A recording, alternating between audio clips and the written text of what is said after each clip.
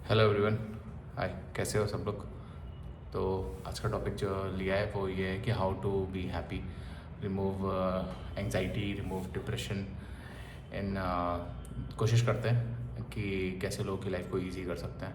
और सबसे पहला पॉइंट जो मैं बताना चाहूँगा वो ये है कि ये जो क्या कहते हैं, ये जो मेरी वीडियो है ये सारे ऑडियंस के लिए नहीं है। मोस्टली ये ऑडियंस है द टीनेजर्स, और टीनेजर से लेकर के जो 30 तक के हैं, या फिर जो उनकी शादी नहीं हुई या मे बी शादी हो गई है तो they are just 1 or 2 years of marriage.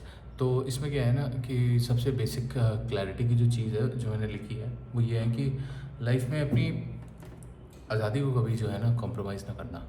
जैसे किसी भी चीज़ से परमानेंटली ना बन जाना।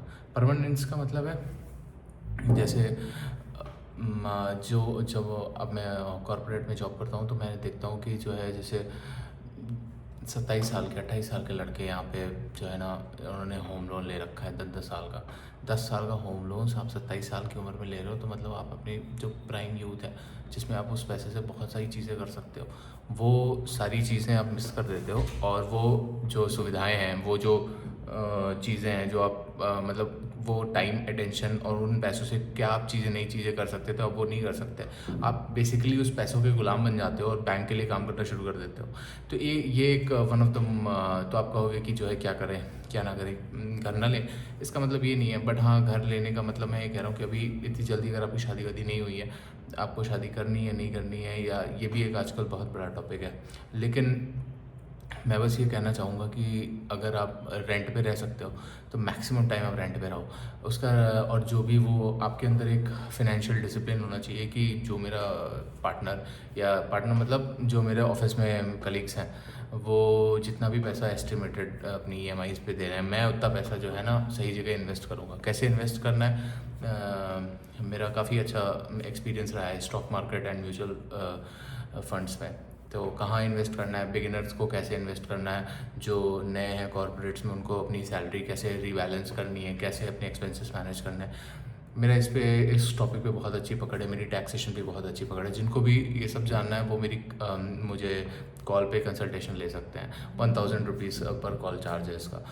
तो ऐसा है। और इसके अलावा जो मैं, हाँ, तो मैंने एक टॉपिक रख दिया कि होम लोन ना लो। होम लोन इतनी जल्दी ना लो, मतलब आपके पास जब इतनी औकात हो जाए कि आप 2 से 3 घर खरीद सकते हो डाउन पेमेंट करके, अप फ्रंट खरीद के, तो उसको भी जो है ना आप एक बढ़िया बंदा हायर करके सब तरीके से स्टडी करके फिर वो आप उसको दे दो रिस्पॉन्सिबिलिटी, और फिर आप खरीद लो बाद में। और नहीं है तो जो आप सही जगह वो पैसे इन्वेस्ट कर रहे हो ना, वो पैसा भी इक्वली आपको उतना ही फ्लेक्सिबिलिटी दे देगा।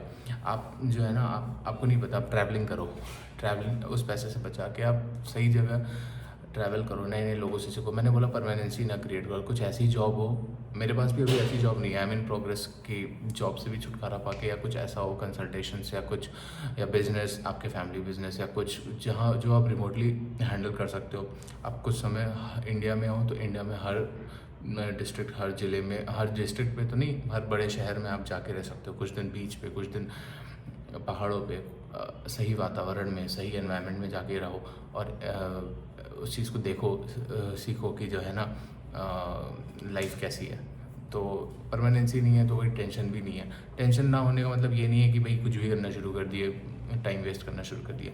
हर समय कुछ ना कुछ इम्प्रूव करना बहुत ज़रूरी है, कुछ ना कुछ नई चीज़ें लर्न करना बहुत ज़रूरी है। इंडियंस हेल्थ पे तो बिल्कुल ही कॉन्शियस नहीं होते हैं। तला हुआ मैदा, मीठा मसाला, ये सब चीज़ें 20-25 तक तो सही लगती है।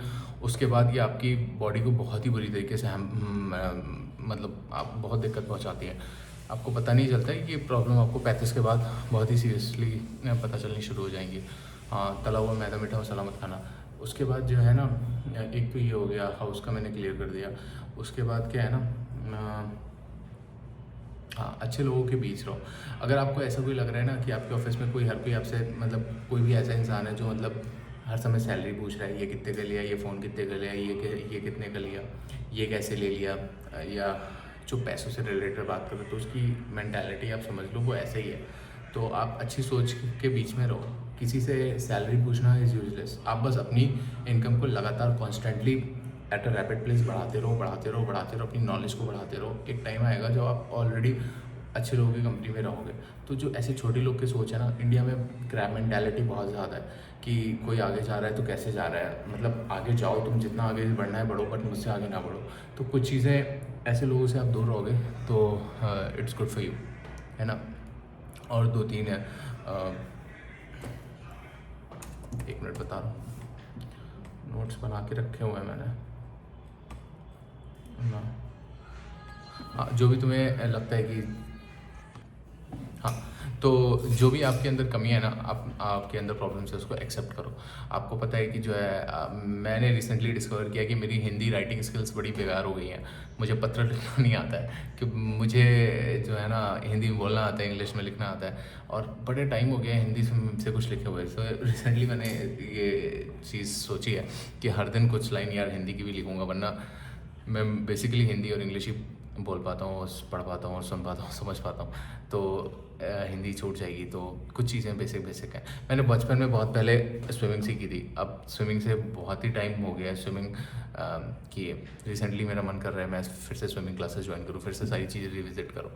अब ये सारी चीज़ें करनी है। इसी तरीके से जो भी आपके अंदर कमी है ना, जो आप चीज़ें नहीं कर पाते हो, ये उस चीज़ को एक्सेप्ट करो। वो चीज़ सही नहीं है, या जो कर रहे हो वहीं सही है, नहीं। अगर सामने वाला आपसे बेटर है ना, सामने वाला मतलब आपसे ज़्यादा कमाता है, या आप चिढ़ते हो, जैसे मैं भी एक टाइम पे बहुत सारे लोगों से चिढ़ा करता था, बिकॉज मुझे लगता था यार मेरे पास क्यों नहीं है, उसके पास है। बट यार मैं भी एक्सक्यूज़ देता था, तो एक्सक्यूज़ देना बंद करो और उसकी काबिलियत को जेन्युइनली अप्रिशिएट करो कि भाई नहीं है, वो बंदा जो भी कर रहा है अपने दम पे कर रहा है, और हमें भी कुछ बढ़िया कर सकता है, और फिर स्टार्ट वर्किंग ऑन दैट ना। तो सिंसियरली अपनी प्रॉब्लम्स को, अपनी कमियों को एक्सेप्ट करो। हाँ हाँ, पैसा हमेशा अपने पास रखो। जैसे जितनी भी आजकल स्कीमें चल रही हैं, मतलब ऑनलाइन, तो मैं आपको बता नहीं सकता कि किस लेवल का फ्रॉड स्कैम चल रहा है। हाँ, क्रेडिट कार्ड से रिलेटेड मैंने एक चीज़ बोलनी है कि क्रेडिट कार्ड आपको जब भी यूज़ करना है ना, जैसे मान लो आपने क्रेडिट कार्ड ले लिया, ठीक है, जो भी क्रेडिट कार्ड है, जैसा भी क्रेडिट कार्ड है, जितने भी बेनिफिट्स मिलते हैं उससे फ़र्क नहीं पड़ता। क्रेडिट कार्ड का आपने पेमेंट आज किया, ठीक है, आपने अपने लिए कोई पेमेंट किया, अपनी फैमिली के लिए कोई पेमेंट किया, उसका बैंक अकाउंट से पैसा 2 से 3 दिन के अंदर कट जाना चाहिए। मतलब हर थर्ड या फोर्थ डे। मैं तो हर दिन अपने फाइनेंसेस पे बहुत ही तगड़ी नज़र रखता हूँ, कहाँ मेरे पैसे कितने इन्वेस्ट हुए। इन्वेस्टेड वाले नहीं, मतलब ये क्रेडिट कार्ड वाले। कुछ ऐसा तो नहीं कि ऑटो डेबिट में लग गया है। हाँ, आपने जो ऑटो डेबिट है उसको हमेशा बंद रखो, मतलब ऑटो डेबिट होने ही नहीं चाहिए। ये टैप एंड पे सिस्टम बिल्कुल सही नहीं है। मतलब बिल्कुल भी कोई लॉस नहीं होना चाहिए। आप कह दो मुझे इंसर्ट करना है, क्रेडिट कार्ड का हर दूसरे तीसरे दिन बिल पेमेंट करो, उससे आपको पता चलता रहेगा आपकी जो है ना सेविंग्स कैसी चल रही हैं, क्या है। और बैंक अकाउंट में तो पैसे रखो ही नहीं, मतलब आपको जो है ना अपना एक दूसरा बैंक अकाउंट होना चाहिए जो आपने कहीं भी दे नहीं रखा है, मतलब कहीं भी उसका एटीएम कार्ड भी नहीं है। उस मैक्सिमम पैसे जैसे सैलरी है ना उधर डाल दो, जितना पैसा एक्स्ट्रा है अपने अकाउंट में 5-6 हज़ार रुपये से ज़्यादा मत रखो, क्योंकि जो भी ये स्कैमर्स होते हैं ना आजकल, पता नहीं कैसे स्कैन करो और पैसे कट जाते हैं। Be very alert. अपने जो पेरेंट्स हैं, ये क्या कहते हैं, जो भी सीनियर सिटीजन है घर में, भैया इनके बैलेंसेस, इनको बार बार ये चीज़ बताओ कि आजकल बड़े फ्रॉड चल रहे हैं, डरे ना किसी का किसी की कॉल वॉल आ गई, ये भी ना। मैं टॉपिक से थोड़ा सा ड्रिफ्ट कर गया, बट हाँ, क्रेडिट कार्ड से रिलेटेड ये है कि 2-3 दिन में पेमेंट कर दो, और बी वेरी अवेयर। मैं फाइनेंस को लेकर बहुत ही सिंसियर हूँ, मतलब अपने पर्सनल फाइनेंस को लेकर के सिंसियर हूँ, और चीज़ें ऐसे ही चलती हैं। इंडिया में लोग बोलते हैं कि पैसा बहुत बड़ी चीज़ नहीं है, बट पैसे के बिना आप कुछ भी नहीं कर सकते।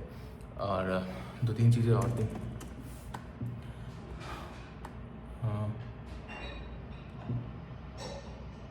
जितनी भी लाइफ सिंपल हो पाए ना, बस सिंपल रखो। मतलब हश मतलब कम से कम लोग रखो, क्वालिटी वाले रखो। शादी करनी है तो यार अगर एटलीस्ट आप 2 से 3 साल इंसान को जानते हो, लड़की को आप जानते हो, अगर लड़के हो तो 2 से 3 साल जानते हो। मतलब मैं नहीं कह रहा हूँ रिलेशनशिप में रहो या कुछ, कम से कम उसको जानते हो, बात करी हो 1-2 साल में एक बार, भले फ्रेंड रहो, then you can think of marrying. बिल्कुल अनजान पर्सन से मैरिज करना इज़ लाइक अ गैम्बल। हाँ, आज की डेट में, मतलब पहले अलग ज़माना था, पहले अलग चीज़ें हुआ करती थी। बाकी आपको बिना जान पहचान के तो शादी करने वाला नहीं है, मतलब और किसी और के जान पहचान में नहीं, आपके खुद के जान पहचान में। लड़की हो तब भी जान पहचान में, लड़का हो तो भी जान पहचान में। और साल भर के अंदर, साल भर से ज़्यादा जाने बिना तो आपको शादी नहीं करनी चाहिए। मेरा तो यही टेक है, बाकी दुनिया क्या कहती है मुझे नहीं फ़र्क पड़ता। हाँ, और कोई भी चीज़ लोन पे ना लेना यार। लोन एक ही चीज़ में शायद लोग कहते हैं लेना चाहिए, वो भी मैं इसलिए कह रहा हूँ क्योंकि आप होम लोन अगर लेते हो वो होम लोन है, और होम लोन अगर लेते हो तो मतलब वो बैंक बढ़िया चेक वेक कर लेता है कि सही चीज़ है, मतलब सोसाइटी सही है कि नहीं, घर सही है कि नहीं, मतलब कि जो है ना बिल्डर सही है कि नहीं, तभी ये सब चीज़ें चेक करके वो बैंक लोन देता है। और 10 तरीके के और डॉक्यूमेंट्स होते हैं इंडिया में, दुनिया भर की नौटंकी, वो सब चेक वेक करके उसकी टेंशन हो जाती है। तो ये एक बढ़िया चीज़ है, मतलब आप उस टाइम पे ले सकते हो, लेकिन कब जब आप 2-3 घर अफोर्ड कर सकते हो वो बस फॉर्मेलिटी है कि मतलब हाँ लेना है, मतलब जैसे हमें टेंशन है, और वो भी जब वो चीज़ हो जाए तो तुरंत उसको निपटा के ख़त्म करो। हाँ वो चीज़ है, तो टेंशन नहीं रहेगी यार। मतलब हाँ, बच्चे कब पैदा करने हैं, बच्चे यार तब पैदा करने हैं जब आपके पास जो है ना मतलब कोई फिक्स्ड अमाउंट नहीं है, मतलब जब आप दोनों हस्बैंड वाइफ अच्छी, हाँ वाइफ आपकी ज़रूर कुछ ना कुछ वर्किंग होनी चाहिए। अगर आपकी वाइफ काम नहीं करती है, आपकी हाँ मतलब फ्यूचर पार्टनर काम नहीं करता, तो भाई it's a big no no. आपको कुछ ना कुछ आज की डेट में काम करना नहीं है, काम नहीं करोगे तो करोगे क्या, मतलब फिर मतलब क्या करोगे घर पे, मतलब तो जॉब ज़रूर होनी चाहिए। मतलब आपके पास मिनिमम सबका अपना अपना होता है, तो whenever you was ready, and age is not a number. मतलब मेरे लिए तो एज इतना बड़ा फैक्टर है नहीं। एक दो चीज़ें और है मैं बताता हूँ आपको।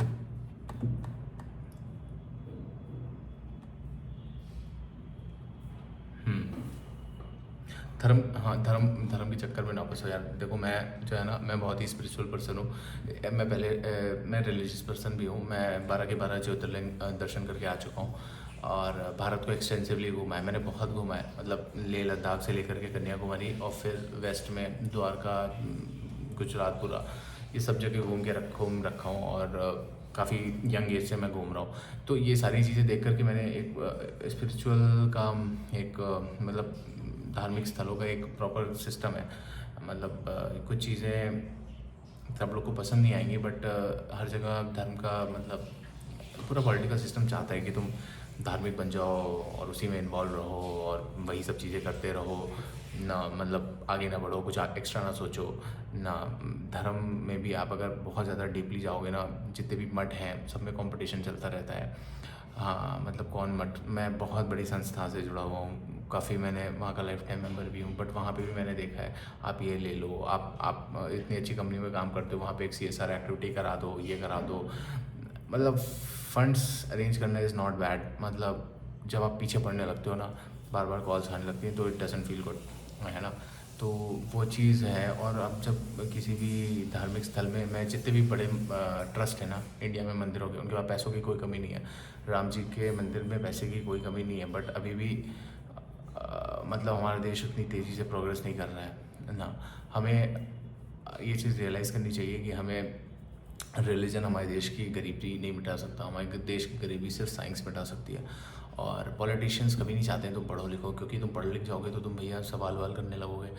दे वांट मतलब कि 90% जनता गधी रहे, 10% जनता से हम इतना टैक्स ले लेते हैं मिडिल क्लास से, मतलब 9% जनता से हम इतना टैक्स ले लेते हैं कि भाई हमारा पेट भर जाता है सबका। अब 1% तो रिच है जिनके इशारों पे वो नाचते हैं, रिच बिजनेसमैन और ये जो रिलीजियस लीडर्स होते हैं, इन सब के इशारों, इन दोनों के ही इशारों पे ये पॉलिटिशियंस नाचते हैं। तो पॉलिटिशियंस किसी के सगे नहीं होते। पॉलिटिशियंस आप एक रिप्रेजेंटेटिव हैं आपके, कि आपकी सोसाइटी ऐसा कैसी है। इंडिया में सारे पॉलिटिशियंस करप्ट हैं, सबको ये चीज़ पता है। रेंज रोवर, वोग, टॉप मॉडल, भाई ये कौन लेता है? तुम MP हो, तुम्हारी इतनी कैसे सैलरी है, क्या किया है तुमने? ऐसे बहुत सारे आपके मोहल्ले में अगर रेंज रोवर से चल रहे हैं, फॉर्च्यूनर से चल रहे हैं। फॉर्च्यूनर कोई छोटी गाड़ी नहीं होती भाई ना। मैं आज की डेट में बता रहा हूँ कि इनके पास इतनी तनख्वाह नहीं होती है कि ये मिले बनती कैसे ले लेते हैं। अपन लोग भी तो गाड़ी लेते हैं ना, तो मतलब सोचते हैं कि यार 2-3 महीने इतना पैसा सेव हो, इतना पैसा सेव हो। कुछ लोग लोन पे भी लेते हैं। तो अगर हम इस चीज़ को क्वेश्चन नहीं कर रहे हैं, हम इस चीज़ को अप्रिशिएट कर रहे हैं, हमारे समाज में ये चीज़ अप्रिशिएट होती है कि फ़लाने के गाँव में क्या होता है ना कि ग्राम प्रधान की लड़की की 1 करोड़ की शादी हुई, इतनी की शादी, कहाँ से आया पैसा? तुम ज़्यादा खुश ना हो कि अगर ग्राम प्रधान या MLA MP तुम्हारे जान पहचान में है, अगर उस MP का कोई जेन्युइन कंट्रीब्यूशन नहीं है, तुम एक करप्ट इंसान के दोस्त हो और तुम एक छोटी सोच वाले इंसान के दोस्त हो।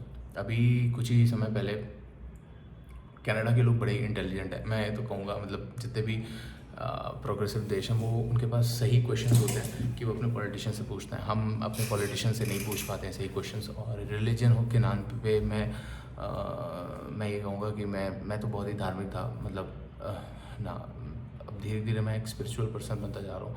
जहाँ जहाँ चीज़ें मुझे समझ में आने लगी हैं कि बेसिक यार सब सेम है, सारे धर्मों का, सारे मज़हब का, अच्छे इंसान बनने का ना। तो अपने आप को धर्म जाति में मत बांटो।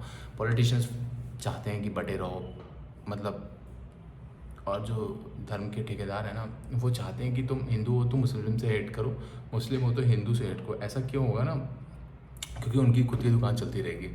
अगर तुम हेट नहीं करोगे ना तो तुम उनको गाली नहीं दोगे, सामने वाले को गाली नहीं दोगे तो फिर जो है ना तो फिर गाली नहीं दोगे तो हो सकता है कि कुछ लोग न्यूट्रल निकल जाएँ, तो उनकी कमियां नहीं बताओगे। कुछ लोग उनके इशारों पे नहीं नाचेंगे, दान नहीं आएगा, दक्षिणा नहीं है, मतलब यार जब कोई ऐसे मंदिर जाते हैं ना वहाँ बड़ी पॉजिटिव एनर्जी होती है। वहाँ के जो मठाधीश पंडित होते हैं ना, ब्राह्मण होता है, उनकी मदद जेन्युइन सेंस में करनी चाहिए। मैं तो कह रहा हूँ और करनी चाहिए।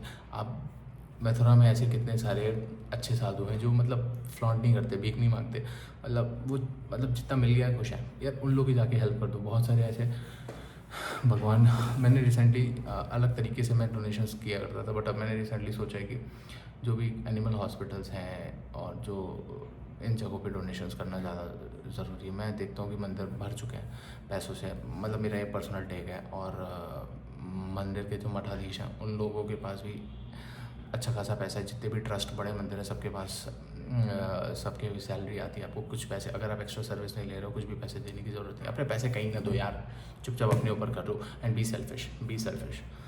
एंड में यार कुछ नहीं काम आएगा।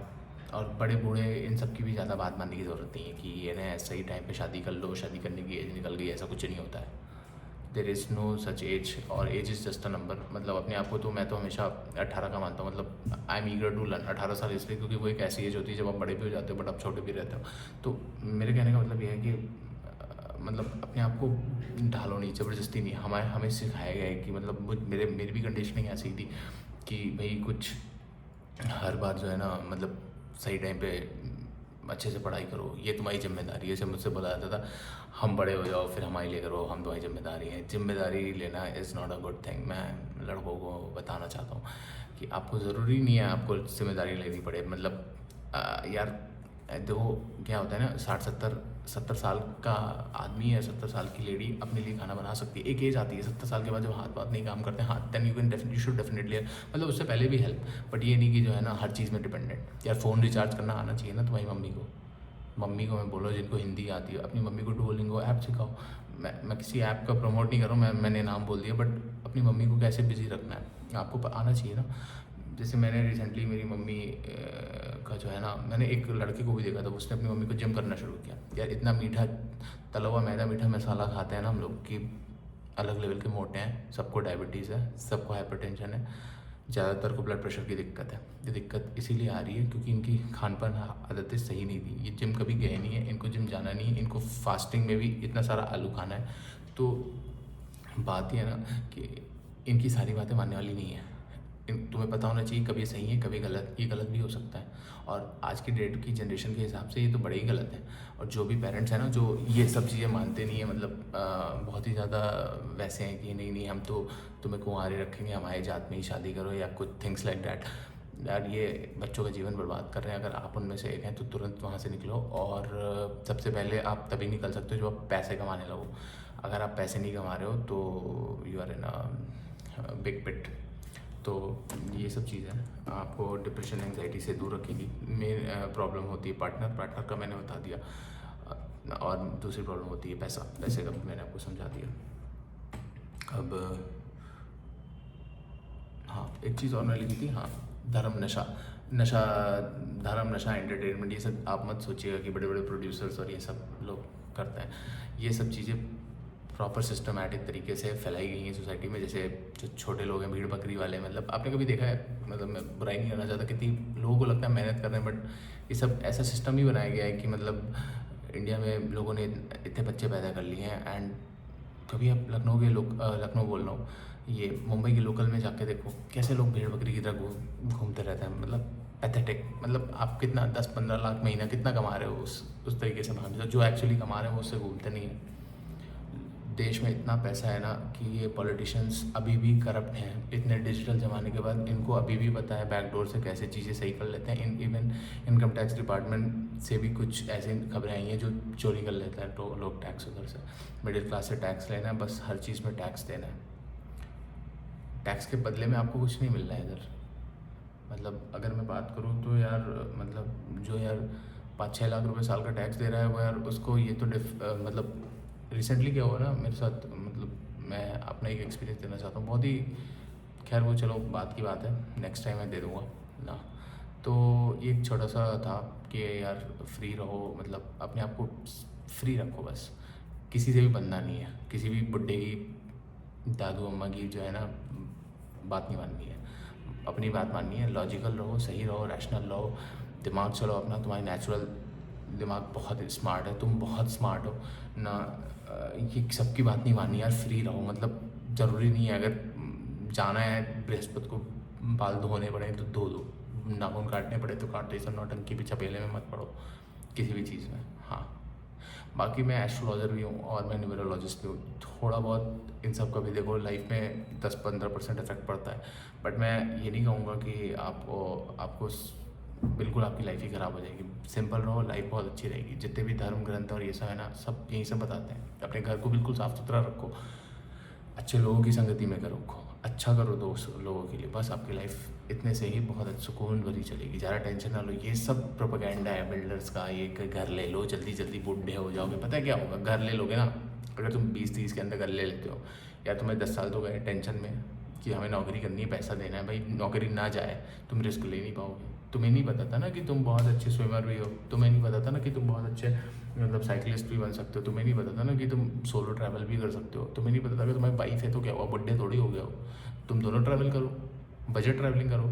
इंडिया में बजट ट्रैवलिंग में तुम्हें लो क्वालिटी एंट्री मिल जाती, बाहर चले जाओ, बाहर के हॉस्टल्स भी अच्छे हैं। हाँ, बस इतना ही कहना था मुझे। Thank you. मिलते हैं नेक्स्ट टाइम नेक्स्ट वीडियो में।